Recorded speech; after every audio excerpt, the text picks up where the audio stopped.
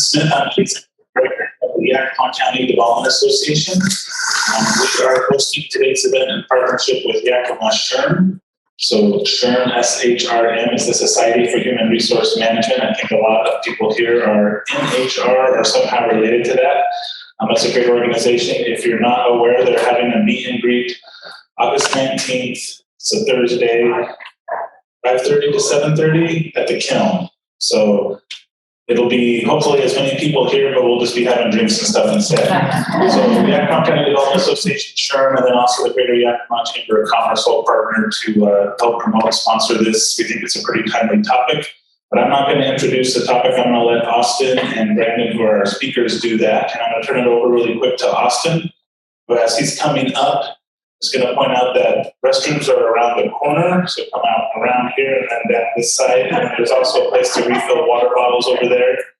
And I'm going to give this to Austin Beebe. Hey, thanks everyone. I appreciate everyone coming today. I just wanted to thank YCDA. I'm on the board of YCDA and been a part of them for the last couple of years, and I just want to really ask each and every one of you, if you haven't checked out the association, checked out what they've done for the community, the businesses, the people, there's been some really phenomenal things that them, SHRM, the commerce, everyone here has been just really involved in the community. So when you get a chance on your way out, there's a couple brochures there just for additional events that YCDA is hosting and putting on, whether that's management training, employee training, HR seminars, that sort of stuff. So please keep an eye out for that. As a YCDA board member, I'd also like to thank Hub International for coming. As Vice President of Commercial Insurance for Hub International, as a Hub employee as well, we, again, donate our time, our money, our knowledge and expertise to anyone who's a part of YCDA. So when you're part of YCDA, you get the experience, not only of them, but us and all the other businesses they work with. So just make sure that you join up, you sign up, you talk to them, see how you can help them support. So show of hands real quick. Who here 100% trusts the state plan the second they put it out, thinks that everything is hunky-dory, there's no gaps, there's no issues, there's no consequences, no changes? All right, we will. So that's the problem right now that we're seeing is there's so many questions with the Long-Term Care Act and Washington State that unfortunately the people that put the rules in place don't even know the truth. So it's still a work in progress. We're still working it, trying to figure out how we can play within the rules of the game. There's some deadlines that Brandon's going to talk about. There's some rules that Brandon's going to talk about, some alternative solutions to the state program. And then just generally what the state program entails. So for those of you, when Brandon comes up, look at him and say, wait a second, I thought he was with Conover. Conover Insurance and Hub International have joined forces. And so now we're one entity under the Hub. So when you see him come up and see that blue circle, go, what? That's the reason why he's with Hub. So we've acquired some of the best assets. And I just want to appreciate Brandon for coming up here. And he's done so much research on this topic. Like I said, it's constantly evolving, constantly changing. So do take this with a grain of salt because who knows what's going to happen tomorrow. But make sure that you reach out to whoever you work with in benefits and make sure that they come to the table and keep you updated weekly because I've seen changes come out within a day. You'll make a plan, the next day they'll change again. So make sure that you stay updated, have a professional by your side. So without further ado, I really appreciate you all coming and Brandon, take it away. Well, thank you. I think Austin did the presentation. So. Hello, everybody. My name is Brandon Cleary. I'm a benefits broker with Conover Insurance, now Hub International. So I'm glad you can all be here today and we can learn about the Washington State Trust Act and the resulting CARES Fund. So I'm sure you're all excited to be here. As Austin had mentioned, and we'll get into this, if there's something you take away, the state is building the plane as they fly. So more rulemaking will come out. There will be changes even as we probably finish today's presentation. And all next month, there's a lot of rulemaking, which we'll get into a little bit later, the timeline of things. Okay. So, yeah, as Austin said, with today's presentation, we're going to focus a little bit on what long-term care is as well. So there's a lot of confusion, especially on the employee base or just anybody specifically thinking that disability would suffice as far as long-term care. And that has completely separate type of coverage, separate type of protection. We're talking about long-term care today. Overview of the Washington State Trust Act. So we're going to talk about how this act came into existence, specifically rules within the act, and how it's resulting in what's called now the Washington Cares Fund. So a lot of terminology today. Again, feel free to stop at the end. We'll have a question and answer session. You can explore options, discuss things as well at that point. And then we'll talk about alternative solutions in the timeline.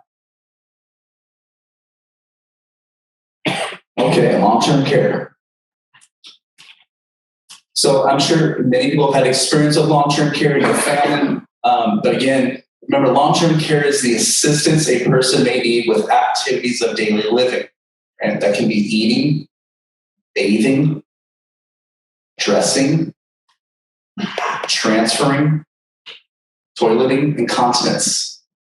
And that is the federal definitions of activities of daily living. The need for long-term care may develop from accidents, illness, strokes, advanced age, or chronic conditions such as Alzheimer's, dementia, or Parkinson's, just to name a few.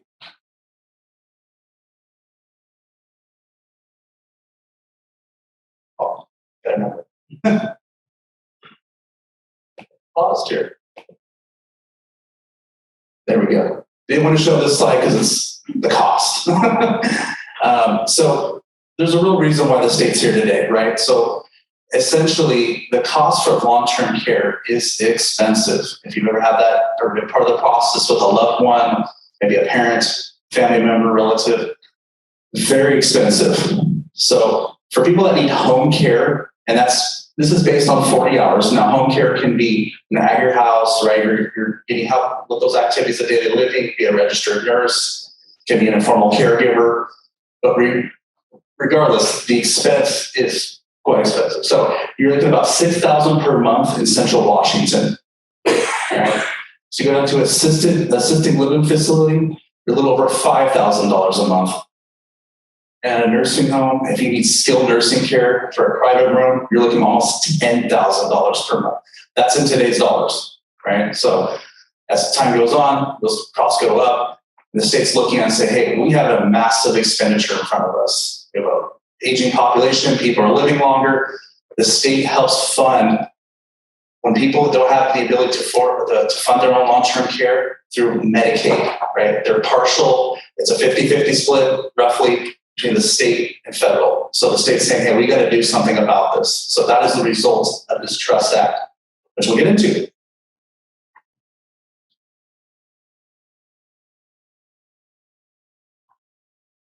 Okay, so where it starts.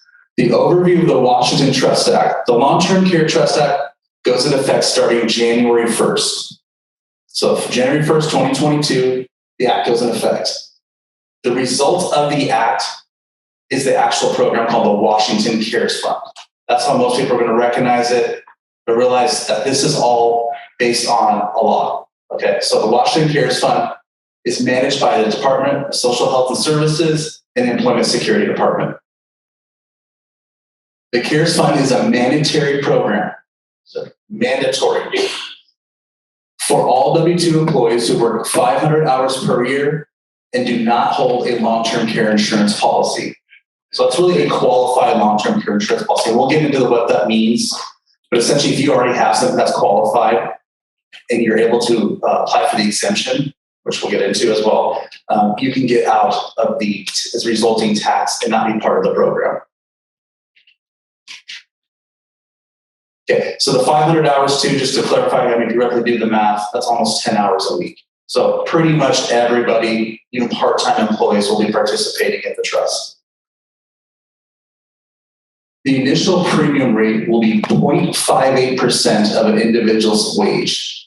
So if you do the calculation, that's about 58 cents per $100 earned. So there was a study put together by the state specifically on the financial feasibility of this program and the actual sound value of how the program is designed. And the results came back that the tax rate that we currently see here today is not sufficient enough to support the financial solvency of the trust. So all fancy words, essentially they're running black, or sorry, running red from the gate.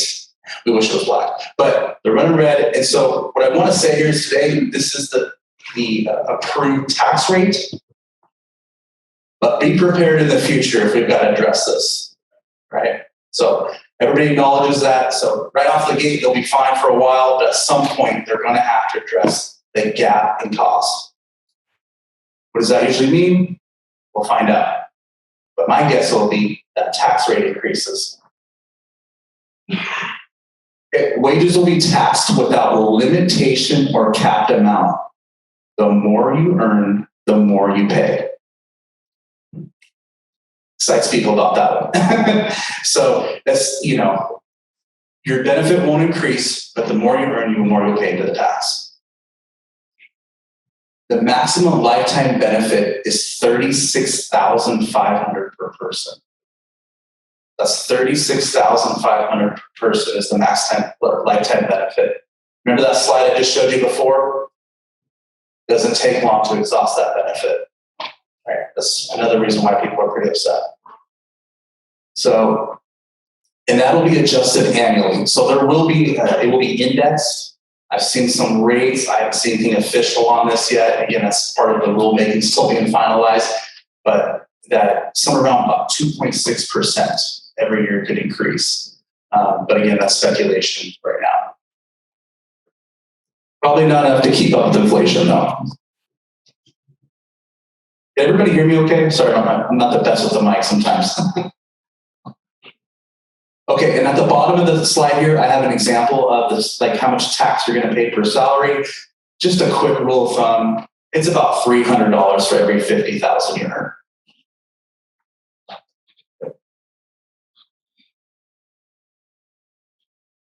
Okay, so when is this going to affect? When can I start using the services? So benefits for approved services will become available starting January 1st, 2025. Whoa, I got to pay tax. And what do you mean, 2025? Yeah, you got to wait 3 years. So you'll pay the tax for the 3 years, and then starting in 2025, people become eligible who've paid in for 3 years for the tax. And we're going to get into what's called vesting schedules, which confuse a lot of people, right? So hopefully I can clarify that today. Any eligible beneficiary of the program is qualified individual who's vested. If you are 18 years or older, let's start over here. An eligible beneficiary of the program is a qualified individual who is vested. So we'll get into what that vesting means. But if you're 18 years or older and you were not disabled before the age of 18, so you got to be 18 or older. And if you were disabled before 18, well, you wouldn't be qualified to participate in the program.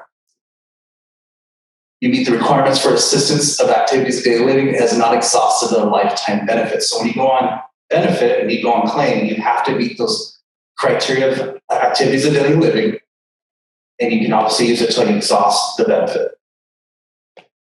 And you must pay a premium of 3 of the last 6 years, or 10 years of premiums with 5 consecutive years of payments to receive benefits. Clear as mud? I'll get a couple of charts to hopefully explain this right after this.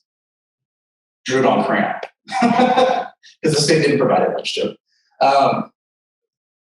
Benefits will not be available to individuals who are permanently retired and unable to vest in the program. Obviously, if you're retired, you can't pay in, you can't use this type of benefit. But here's the kicker, what really upsets people, are not residing in Washington state when qualified to receive benefits. And that's regardless if you're vested. So if you're not retired, if you're not in the state of Washington, when you need to use this, where you go on claim for long-term care, you cannot use the benefit. Of record or physically? Well, that's a great question. Snowbirds. Yeah, so I believe it'll be residents. Yes. But again, you're going to have to show a domain, a place where you're at. They're not going to send a person down to Arizona to take care of you. You know, they want to control the providers essentially that are going to be helping with the program. Or not control, but control the cost. So there is, and we'll get into this, a limited opt-out period for individuals. So I'm sure you've all, or a lot of people have probably heard about the opt-out time frame. We're going to talk about that, what some solutions are.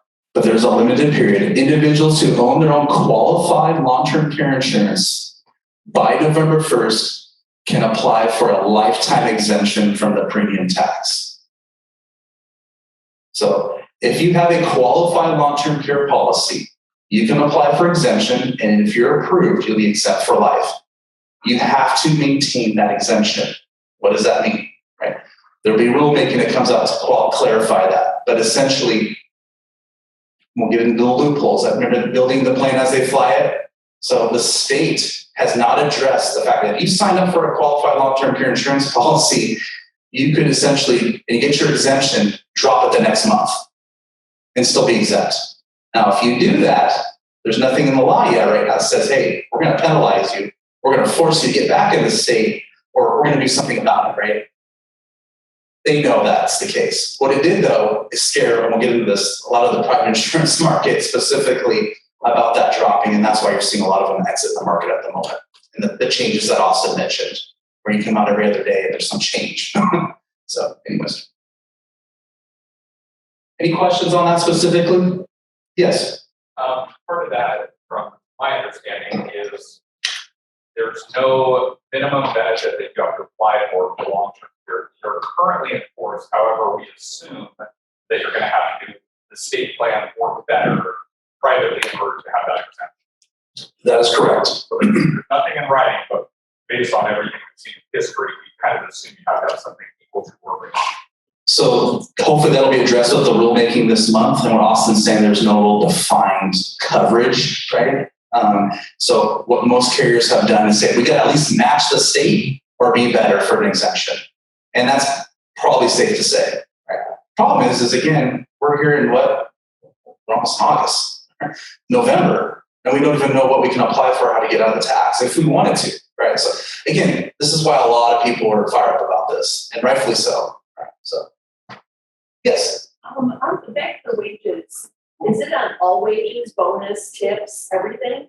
I'm going to say it's taxable wages. That is being defined still. So I'm guessing taxable wages. Yes. In terms of the 18 years or older, what about, say, progressive diseases that start before 18 and then cause disability after? I think that comes in the definition of when disability, when you were defined disabled, if disabled happened. But a pre-existing condition is basically related to there. There's nothing that addresses that in the law right now. So I'm assuming that's going to be covered. It's just if you're legally disabled. And even in the state recognizes that they got to do something about the under 18. Well, if I'm 14, right? I'm going to become 18 at some point in the future. Do I get an opt-out period? Right. So again, I would imagine the next legislation session, starting in spring or early winter in the spring, there will be some further addressing of the law. And then when the law gets moved, when the program gets operating, then they'll address another wave of regulations or adding regulation. Okay, the vesting schedule. So, kind of cut off here, but this is what it means to be fully invested. So in this example, we're starting to taking the tax out January 1st, 2022, right? I pay in for 3 years, that's 2025. I can start using the benefit, but I'm not vested. At this point, I'm not vested because I have to be, the way I get vested is I got to pay in premiums for 10 years, 5 of those consecutively. So in this example, it's 2025, I can use the benefit, but I retire in 2032. That's 10 years. I'm covered for life, as long as I reside in the state of Washington. Okay, pretty straightforward, right? Or maybe not, but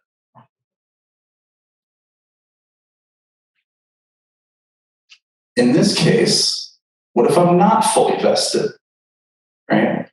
So this is what's called a limited benefit. And a limited benefit means essentially you're going to get a partial benefit from the state because you're not fully vested. In this example, I start paying in the tax on January 1st, 2022. By 2025, I can use the benefit. That's my coverage. Something happens, I need long-term care, I can start dipping into the state's fund. But I retire by the time I'm 2029. Well, that's 7 years. I haven't paid in for 10 years. I then, for this, the way the law is written, that really confusing language I told you a little earlier, you would be covered for another 3 years, 2029 to 2020 or 2032. So that 3 years looking back, post-retirement, then after that point, no coverage. It just goes away. Say covered, that's not drawn back. If you're required to draw benefit. So if you're drawing benefit for that period, that's a point in time. When they look back, they have to look back for 3 years. So after that point on 2032, there's no coverage with the state. That makes sense? So are you getting any benefit of it at all? Yeah, That's what I'm trying to understand. yeah, okay. So yeah, great question. I like to ask because I mean everybody's got a different perspective on this, but essentially, yes, you do have the benefit starting in 2025. And remember, this is an example of me retiring in 7 years, right? You can apply this as 5 years, 8 years, 9 years. I'm just not fully vested because I didn't pay into the trust for 10 years. Invested means that then you get the benefit. Correct. So- It means you're fully vested. It means when I go into retirement, I'm always covered. In this case, I'm not always covered because I'm not fully vested. And then after 2032, after 3 years post-retirement, I'm going to lose coverage. So I'm paying it for 7 years, but I might have the, coverage. So, like, Yeah. whatever, later, but now I don't have it. I didn't need it. Correct. That is correct. So the question again for You don't have any, right? yeah, I mean, Jonathan put it perfect. I mean, yeah, if you're not fully vested, I mean, this is a very short-term type of coverage for you. Assuming you could pay in for at least 3 years, right? Because they don't start paying benefits till 2025. Yeah, so I just put it with age wise, like someone's 60, 59, whatever, and they're gonna retire at 67, right? Mhm. Social security. And Yeah. so, and the likelihood of, if they're healthy or whatever, then needing it would be either 80 or whatever. So by the time they reach that age, they no longer qualify for benefits Correct. when they need it. Correct. They wouldn't get partial. They would not get a partial benefit after 3 They years. would have had to. There's a look back period. Yeah. There's in that language, confusing language I told you earlier, that's clear as mud. There's a look back period from the time you retire. If you haven't paid into the tax 3 years looking back, the benefit goes away. So that's why you get that 3 year period right here. I retired in 2029. I'm covered for 3 more years, and then it just drops off the cliff. It's no longer available for you. There's definitely money. They're banking on that people retiring are gonna need long-term care very quickly. And they're probably not. Yes. $1,000 benefit isn't getting around anyway after just a month or so. 3 months. Yeah, I mean, on that slide I showed earlier, depending on what type of care you need, and yes, it'll be going quickly. If you need full-time care, you're gonna use this within maybe 4 to 5 months. I say that, but let's think about it. So the limitation on the benefit, which I didn't have addressed up here, is you get $100 a day for qualified service, right? So essentially 6 months, right? No, oh yeah. So that was my joke earlier, but everybody also took all the good jokes earlier. So guess what? We're the guinea pig. You like that? We are the guinea pig. We are leading the charge for the rest of the nation, at least a portion of the nation that will follow suit. And there's a lot of discussions, believe me, that our colleagues in different states, guess what's coming down your door? So being in front of this, unfortunately, we are the first. And the carrier, we'll get into that, insurance market's a mess right now because of it. And it's because of these loopholes and stuff like that. And just even this vesting schedule, right? So Yeah, you can look at different ways. The state is trying to force people to make decisions on long-term care. Long-term care is a real need, right? I mean, it is a need that some people face, and it's the quickest I would say the quickest way to spend down your retirement assets of anything, right? So they're saying, hey, we need you to plan for something, we need you to do something, but by the way, if you don't, we're going to tax you up front, we're going to provide a limited benefit, right? At the end of the day, like you said, may last a few months of care, and then you're going to be on the state system anyways if you don't have something to pay for it with. Right? Okay, or you're using, paying out of your retirement fund as much as you can until you have to go on the state by Medicaid. Yes? Just to clarify, on back on this conversation here. So you technically, to get the state benefit of $36,000, need to work until you're 77, technically, if you were going to go into long-term care, because you have to look back 3 years, so if you needed an 80, you would have to work till 77. Is that what you're So depending on your age now. Yeah, so that's a great question. So it's depending on the age of the person, right? So not age, it's how long you've paid in the program, right? So if you've got to pay in starting today, a minimum of 3 years. So 2025 on this part right here, that's when coverage becomes available. You've had to pay into the tax at least 3 years. But once you retire, the limited benefit schedule kicks in. And that's where you get that 3-year period. But I think what's the confusing part is that if you retire 20 years from now, you have to fully vested. Yes. For those who are Yes. close to retirement. So let's go back to here, right? Here's the fully vesting schedule. It's pretty straightforward. I pay in at least 10 years, I'm fully vested. As long as I'm in the state, I can use the benefit. So if you starting now, you're 40, Yes, pay in until you're 65 or Correct. whatever, then you get all of that. correct. Okay, got it. You get what? You get the You get the benefit 36,000. that's available to you at that future point. 36,000. When all the legislators, everybody's got their hands all over it, let's find out what happens. But no, as it sits today. Exactly, you're correct. Sorry guys, I know, I don't make this up. This is the state. I mean, yeah, it's like I said, clear as mud. Okay, additional resources. So if you get online, you can look up, you can even point employees in that direction. Really, the Washington Cares Fund is what the program is called, right? So that is again managed by DSHS and the Employment Security Department. That's their website.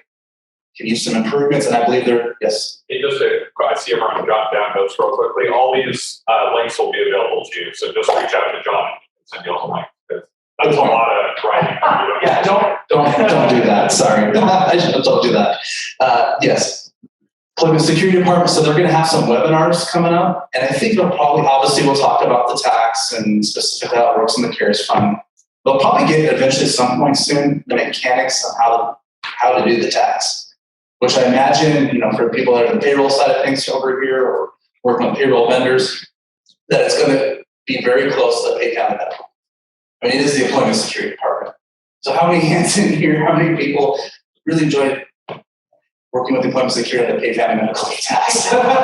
Yeah. So guess what? We're going to probably be down the same road. Right? There's going to be a lot of things to work through. Yes. So say, we're forecasting a shortfall, but say there's a windfall at the end of the first 2 years, whatever, and they get 90 benefits. Is that going to be effective as at that moment, or is there anything or any kind of language about backdating those benefits? So I don't know about backdating the benefits. That would probably be addressed in the legislation aspect of it, because the law as it sits today does not address that. If you're running, financially very well, how do we increase this benefit? I imagine they will, though, if they did have that type of scenario play out. So given what we've seen and what's known in the industry, and this has been, long-term care is a very difficult industry for people to underwrite.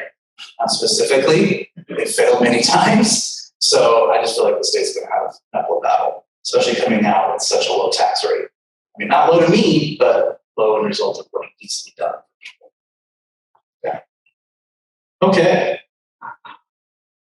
There'll be other aspect of probably why you're here to understand what type of solutions are there, alternative solutions are available to me if I want to get out of the state's program, essentially the tax.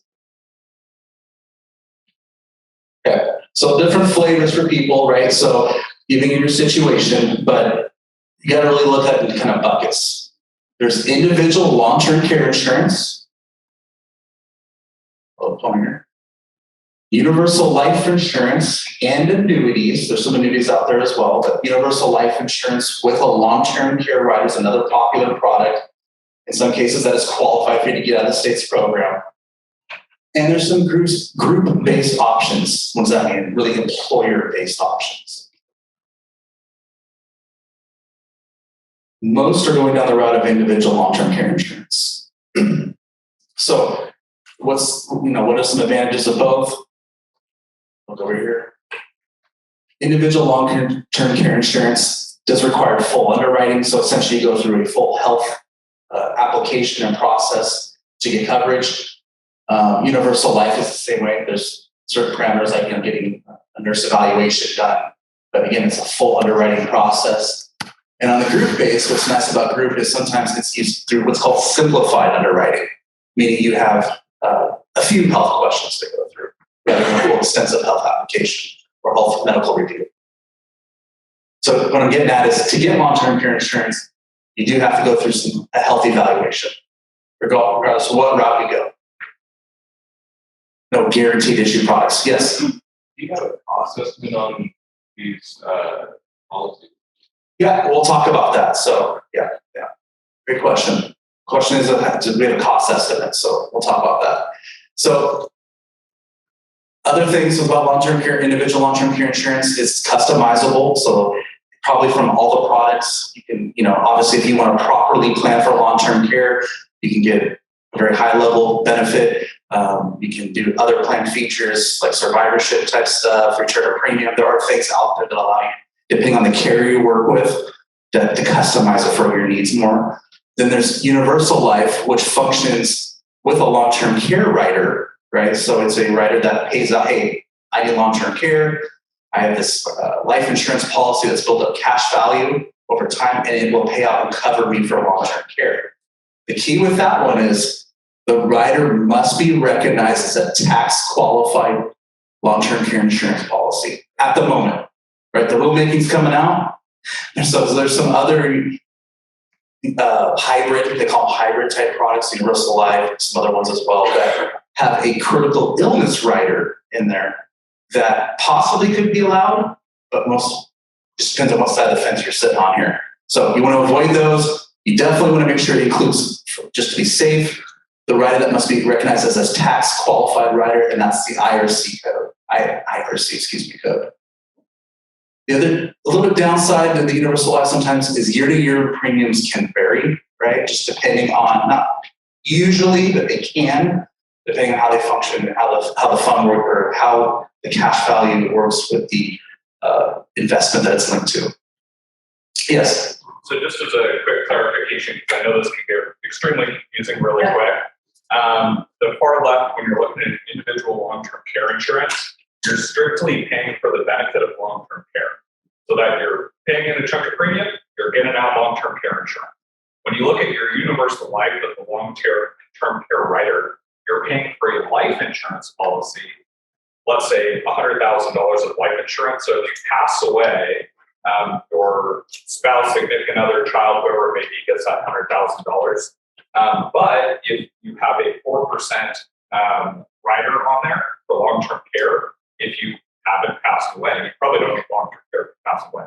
But if you haven't used that benefit, you can use 4% of that 100,000 every single month to fund long-term care. So it's, so you're paying into the policy, and then it'll say, okay, if you pass away, you get $100,000. If you don't pass away, it's $4,000 every single month until that $100,000 is eroded. So that's kind of the difference between the two. Brandon, please correct me if I'm wrong, but the long-term care insurance, obviously, because you're just getting that single benefit, it's usually a little bit less expensive.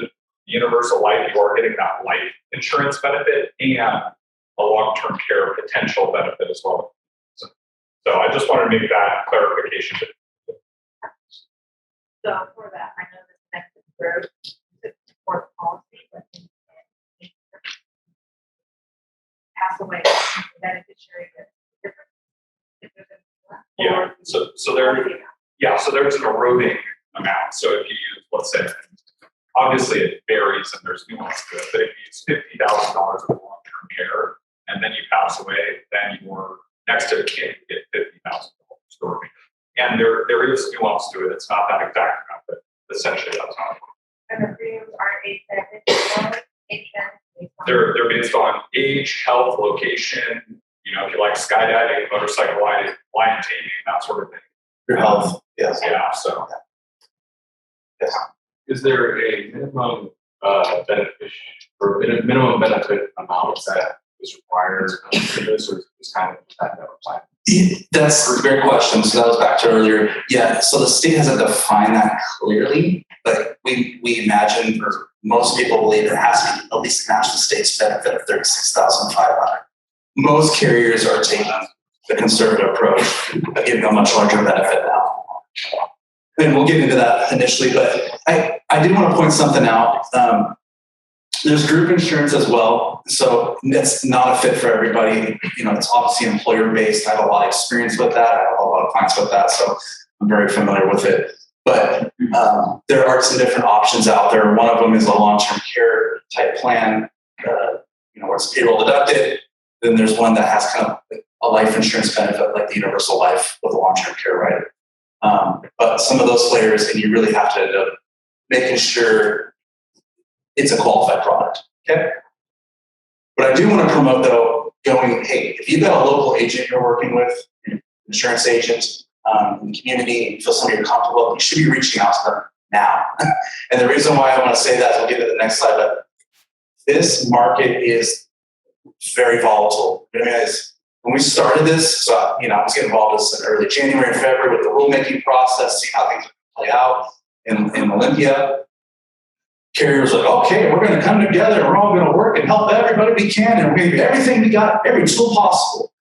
And it slowly but surely up from the beginning started becoming more restrictive and restrictive. Okay, that $50,000 policy we let people get for private long-term care insurance, we're pulling that one off the table. Okay, how about $100,000? You want $100,000? And then, if you want to do a group-based plan, well, guess what? You need to have 52% male in your population workforce to do an offer one. I mean, so that's kind of how it's been rolling. They've been following suit from each other.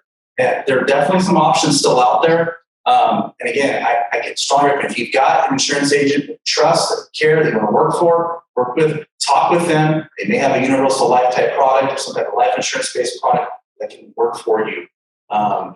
You know, State Farm, New York Life. There are different options out there. I'll talk about a couple that I'm familiar with because I work with them. But yeah, reach out, talk to somebody you trust, and get going, because you may have to go through a health evaluation process. You may have questions that come up in your medical history, and you need an effective date on that policy before November 1st. Right? Effective date on the policy. So the latest would be October 31st, right? To be able to get out of the state tax, if you want to go that route. Brandon? Yes. In your experience, underwriting, I've seen it usually takes about 2 to 3 weeks to kind of get through underwriting the process to get a policy issued. So if you're not doing at least a month prior to November 1st, it may be too late. Great question. So I've got policies right now that I'm helping through a carrier that's pulled out of the market, right? So it's policies that we wrote for some people before they pulled out. We're on over 40 days right now. And it's been some back and forth. It's not all an insurance company. It's not all an employee. Sometimes it's on the doctor's office for not sending the records over. But you want to be in coordination with your agent. Hey, what's going on? How are we doing? Is there anything I can help with? You know, in some cases, I mean, they'll be working with you as well. And they may understand things differently. It's different flavor for different carriers. You can imagine we have a massive amount of people trying to get out of tax, and the carriers weren't built for this. There's only so many underwriters. There's only so many agents. There's only so much capacity. Okay? So again, if you can take anything out of this, if you're going to go down a route and you want to get out of tax, I want you to start as soon as possible next week. Well, I've had the same conversation with my wife, and I'm an agent. So she's got an option through her employer. And I'm like, you got to make a decision. Like, no, we got to make a decision. Things are changing all the time. I have an employer-based option. We literally are in an open enrollment, and they say, okay, the $50,000 policy, we're taking it off the table effective today. I had 2 days notice. And that's happened to me multiple times now. So it's crazy. Anyways. I have a question. Yeah. So with all the changes you're talking about, that the interest is doing, how are they gonna hold you, the state gonna hold that deadline when everything's changing?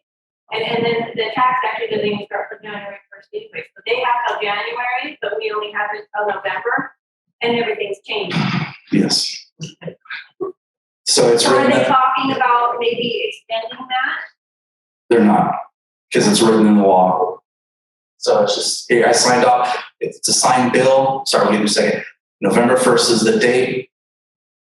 Go forth. I mean, that's literally what it is. Hopefully, maybe we, maybe if we lobby hard enough, or we're talking about lawsuits earlier that are possibly in the works, which I suspect would probably happen, that we get a second open enrollment period. And we can bring people to the table, because that's what this is supposed to be about. It's about protect. It's about long-term care. It's gotten to this thing about tax, states, blah, blah, blah.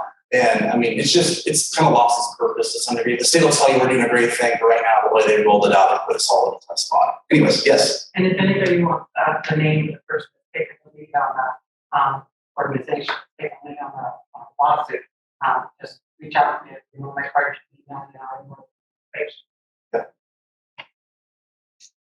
Okay, yes. I want to point out on the Washington Care Fund website, the project just they indicated that you have to have your long-term care plan in place by November 30th. October 31st, really. For a lifetime exemption to pay that tax. But they still give everyone an opportunity. If you get a qualified long-term care plan, and you apply and turn in their application, and the point can opt out and will be effective for the first of the court. Yeah. So that's a great question. I didn't really address that too much in here, but when you go through the process of exemption, right? So I got a qualified plan starting, we'll get the timeline here coming up here, but October 1st, you can apply for the exemption with the Employment Security Department. Imagine it's probably going to take a while, right? So you may get it right away. It could be months and months and months. Once you get that exemption approved, you take it. Then as an employee, you're going to take it to your payroll department, and you're going to start with the department who does payroll. They'll take out the tax. I'm exempt, right? So, and that can go on. You can apply for exemption until the end of 2022. I have to have a policy by November 1st, but I can still apply all next year for an exemption. It's just kind of weird, but it's not as weird because the law was initially written that we had until 2022, the end of it, to get a policy. And they just moved up the timeline. So that's a little background history of how this, we've believe me, many people try to fight that. Yep. So you can have alternative coverage, apply for the exemption, and still have to pay into it until your exemption is granted. If that's the case, obviously you're paying into it for X amount of time, but you're never going to get a deduction or a refund back. So now you've essentially had double coverage or been paying out premiums for your personal care plus into this fund. Yeah. Does anybody else have a problem with that? Yeah. Yeah, you can be doubled up for a bit. And on top of it, you won't get the benefit from the state. Your policy will be in effect, though. Your private long-term care insurance or life insurance policy, whatever you're using, is in effect once you find coverage. The state, you got to wait till 2025. So yes, that is correct. You could be paying in for a bit until you wait for that exemption. And believe me, I mean, they will probably take a while to get to these exemptions. Again, a whole new process, all whole new things. We're those guinea pigs. Hopefully they're preparing for an onslaught for one of applications. If you apply on October 1, I think their hair is on fire. I think how could they not be, right? So it's all speculating. We don't know what's going on completely. They're not going to tell us that. But yes, I expect delays. You wish they'd be prepared. They probably are trying to get something prepared. You know, who knows? We got a lot of dynamics in the state that are facing us right now on a lot of fronts. Yeah. So the RCW specifies a restriction on out-of-state policies. Is there a restriction on out-of-state policies for universal life and individual long-term care plans? As long as they're licensed in the state to sell that product, it should be qualified. I mean, and it's qualified. It meets that IRC code, or the state says, hey, we're going to allow those critical illness riders to work, which they haven't clarified yet.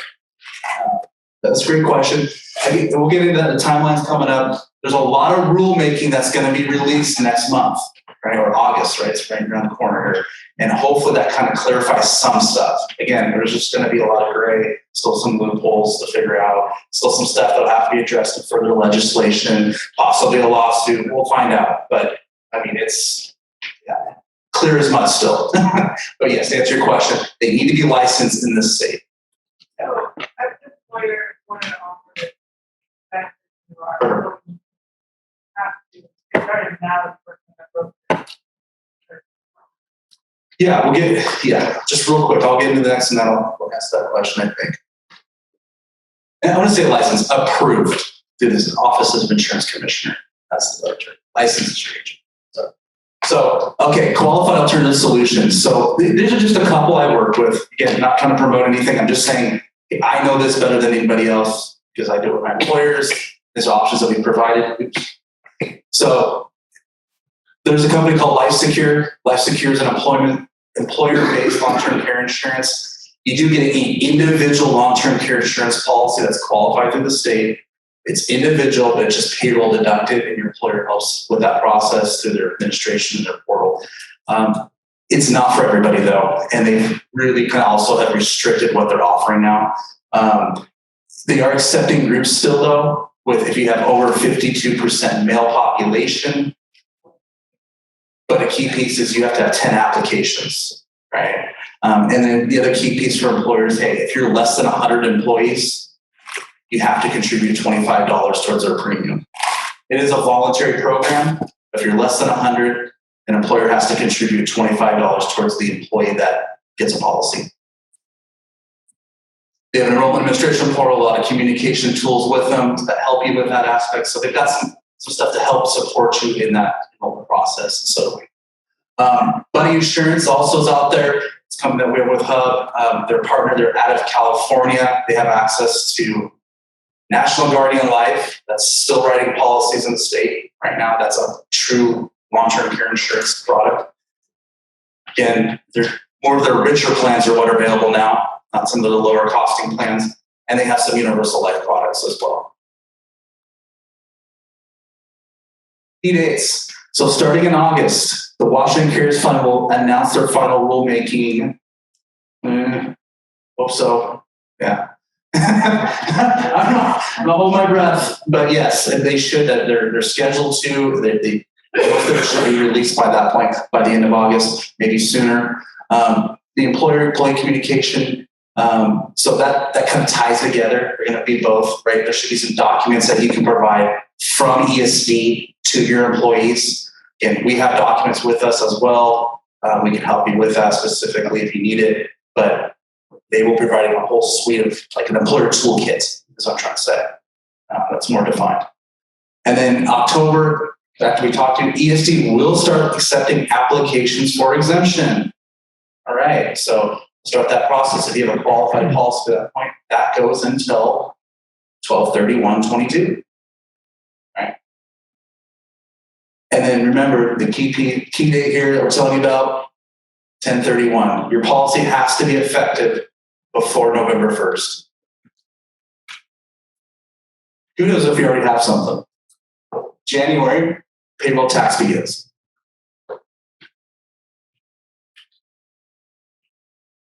That's the presentation. So I want to open it up. Yes.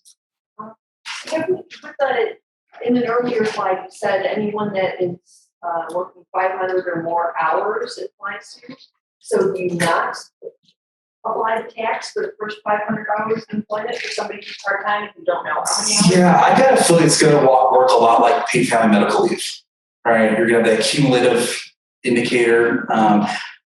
How that's all, the mechanics of still that are being defined right now. How do they do it? What's the rules in this scenario, that scenario? And that's gonna be on the ESD. And I think that's what's important maybe towards the end of the month to get on some of those employment webinars.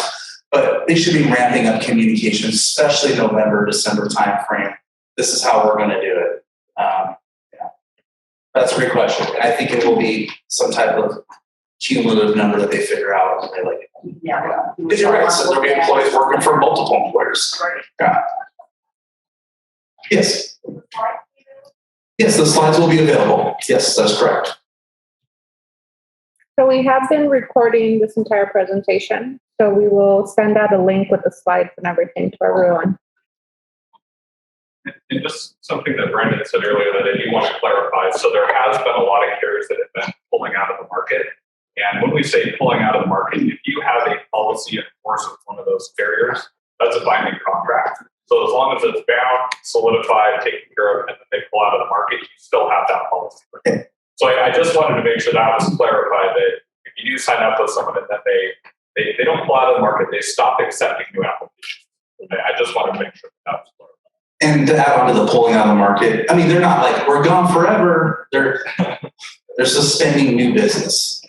And that's what I mean. They're just not an option. They're suspending new business. Feedback we've got, they'll resume operations in November. So, yeah. So again, hopefully we see some other amendment to this in the long run or something that allows another enrollment. Let's just hope for that. Maybe legislation will bring that, or maybe a lawsuit brings that in the long run. I want to answer your question. You asked about rates. So rates of Life Secure are defined if an employer goes that route, but really rates are based on the individual. And that's why I mentioned working with your local insurance agent or if you're using a resource we have here at your hub, whatever it may be, it will be defined with your age, how much benefit you're looking for. They're all over that, right? So, and what your health underwritten. Yeah. So in terms of the group policy, what is the average use?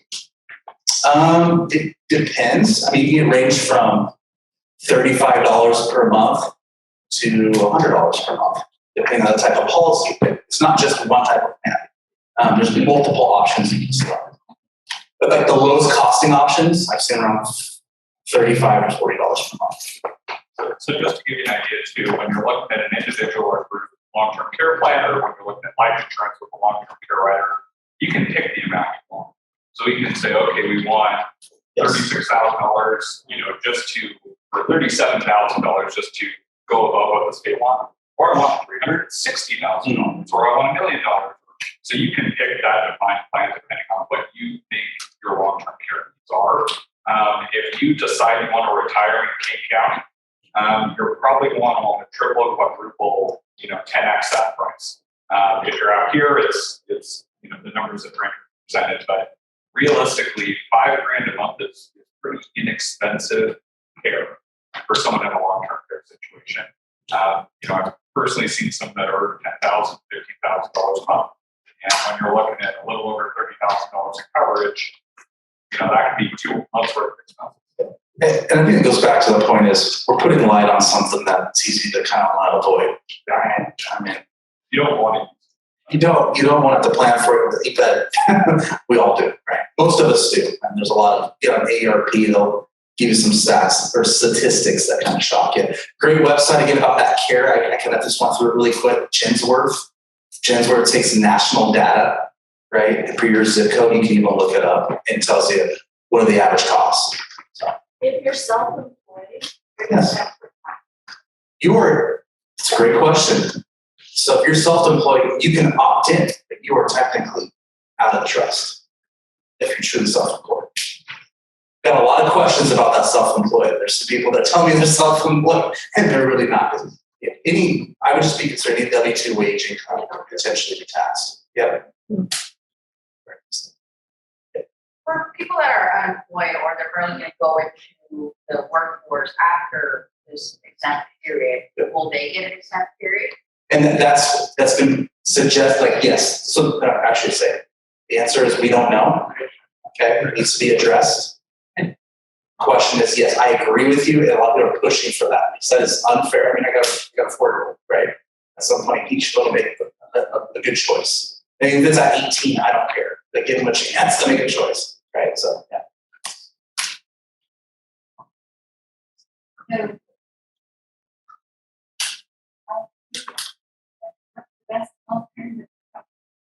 That's a great question. And that's the most Yeah. question for the Yeah. employer is the older people. I mean, honestly, And you're right. And the question is, hey, what if I'm older? What if I'm close to or 60? I'm close to retirement. What do I do? These premiums I'm looking at are quite expensive. Yeah. And unfortunately, a lot of people are making decisions just to pay the tax for the next few years. But the question is now, hey, bottom line is ultimately, it's now time for them to kind of start planning about things. Think about what will you do in this situation where you're going to need long-term care. Maybe they have a loved one to help them with. Maybe they can't sign up for a small policy. But you're right, the premiums are higher at that age. Now, if you're extremely healthy, you might find it more affordable than you think. Or they rely on their pension or whatever it may be in the state they have to go through Medicaid. But it's time to start doing some estate planning at that point, protecting those assets the best they can.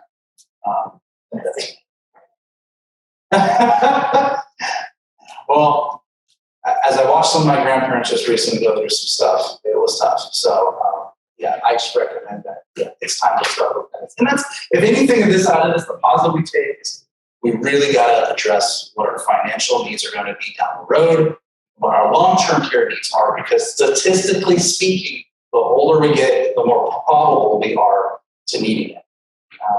And I'll probably get the stats wrong off the top of my head, but I believe it's at age 65, you have a 70% chance of living some form of long-term care. If you're at least age 65, most people live until they're 65 at least. And for females, it's higher than males. Females use long-term care more and longer than males. I was a big guy died from a heart attack, right? Sorry. Okay, well, thank you, everybody. Thanks for your time today. And I'll be available afterwards, and so will Austin if you got some questions that you want to answer.